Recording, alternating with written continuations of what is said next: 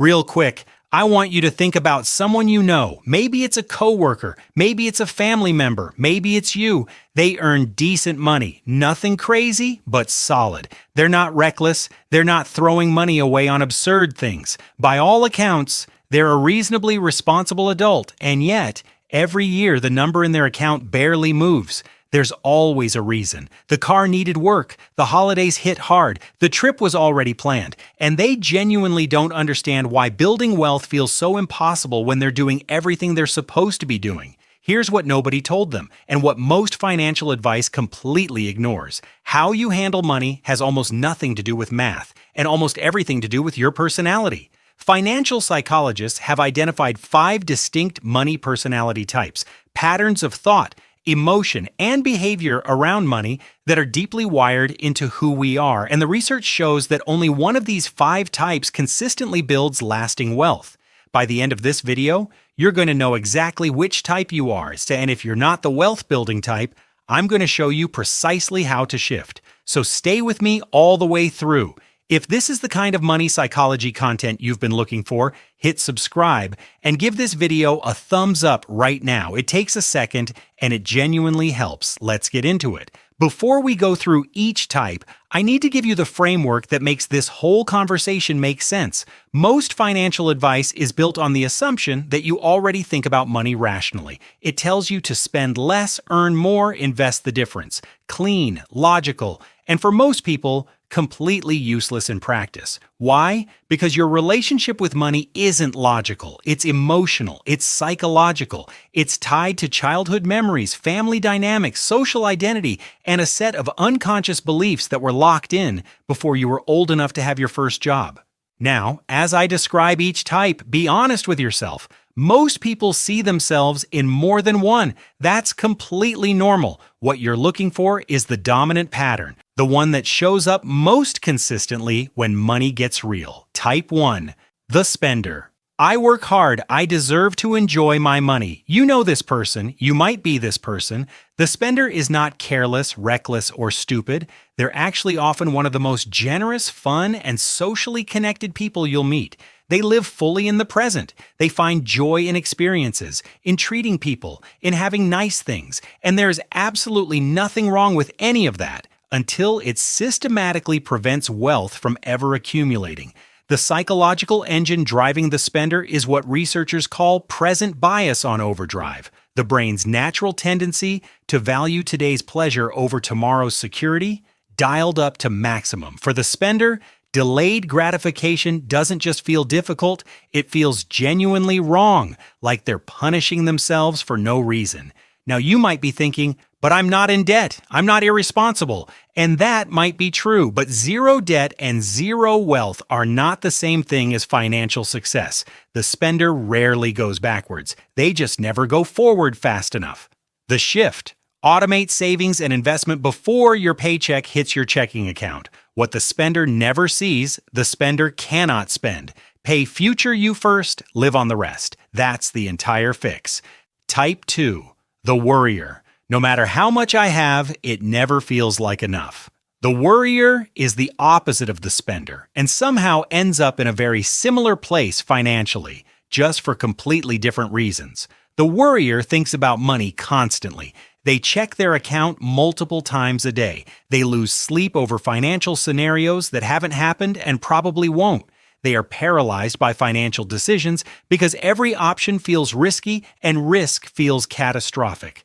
The psychological root of the worrier is what's called scarcity mindset, a mental framework documented extensively by Harvard economist Sendhil Mullainathan and behavioral scientist Eldar Shafir in their landmark book, Scarcity. When the brain operates in scarcity mode, it becomes hyper-focused on what could go wrong and loses the cognitive capacity to make clear, long-term financial decisions. The worrier's relationship with money is exhausting, emotionally draining, and, here's the irony, often keeps them from the very security they're desperately seeking. The shift. Separate emergency safety from investment capital. Build a fully funded emergency fund, 3 to 6 months of expenses, in a high-yield savings account. Once that base is secured, automate investments from a separate account you mentally label growth money. The emotional safety of the cushion allows the logical brain to invest without triggering the threat response. Type 3. The avoider. I just don't like dealing with money stuff. The avoider knows they should be doing more with their money. They just don't, and they feel guilty about it, which makes them avoid it even more. Unopened bank statements, unread credit card notifications, a budget they started in January and abandoned by February 3rd. The avoider is not lazy, and they're often extremely high-performing in other areas of life. But when it comes to money, there's a wall. Financial avoidance is a documented anxiety response. Research from the Financial Therapy Association shows that avoidance behaviors around money are strongly correlated with childhood financial trauma, growing up watching parents fight about money, experiencing sudden financial loss, or being shamed around spending. The shift: use the 5-minute rule. Set a timer, open one financial account, look at one number, close it, done. The goal is not to fix everything. It's to break the avoidance pattern by proving to your nervous system that looking is survivable. Do this daily for 30 days. The anxiety decreases measurably. Then you build from there. Type 4.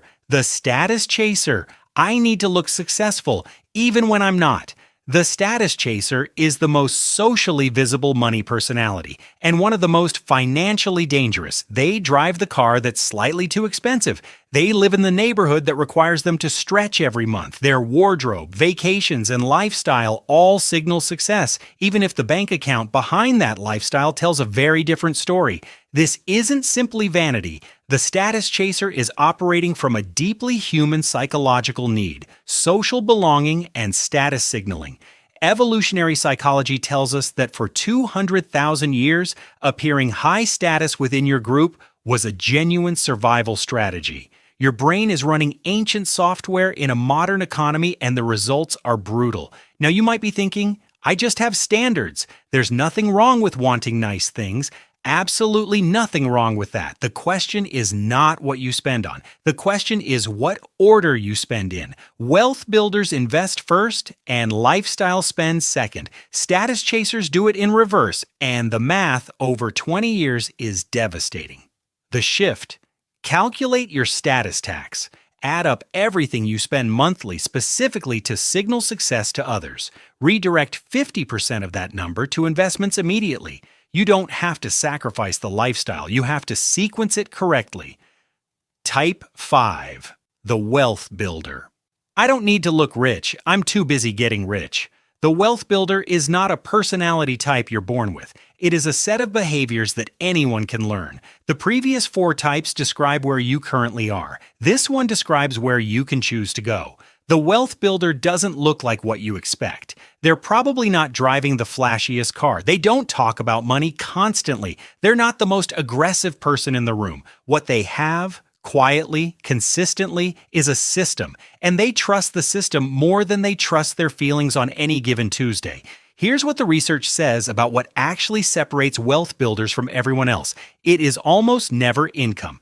A landmark 2019 study from the National Bureau of Economic Research analyzed over 30,000 households and found that saving behavior and investment consistency, not income level, were the primary predictors of wealth accumulation over a 20-year period. The wealth builder is also not obsessed with money. That's the paradox. They think about money less than the worrier because they have systems. They enjoy life more than the status chaser because they're not performing. They feel safer than the avoider because they've faced the numbers. The wealth builder doesn't have a different income. They have a different relationship with time, discomfort, and identity. Here's the most important thing I want you to take from this video. Your money personality is not your destiny. It is your starting point. Every spender who automates their investments becomes a wealth builder by behavior, even if their emotions still want to spend. Every worrier who separates their safety fund from their growth account starts making rational investment decisions within months. Every avoider who checks their account for 5 minutes a day breaks a pattern that might have held them back for a decade. The behaviors are learnable. The systems are buildable. The identity follows the action and not the other way around. You don't have to become a different person. You have to build different habits. And habits, unlike personality, can change in 30 days. So here is your one action for today. Identify your primary money personality type. Write it down. Then look at the specific shift I gave for that type. And do just that one thing this week. One thing. That's your entire homework assignment, because the gap between where you are and where the wealth builder is, it's not a talent gap. It's not an income gap. It is a behavior gap, and behavior gaps close one decision at a time. If this gave you a real look at yourself today, hit that like button. It takes 1 second and it tells YouTube this content is worth sharing. And if you want more money, psychology content that actually goes beneath the surface, subscribe. We drop a new video every week.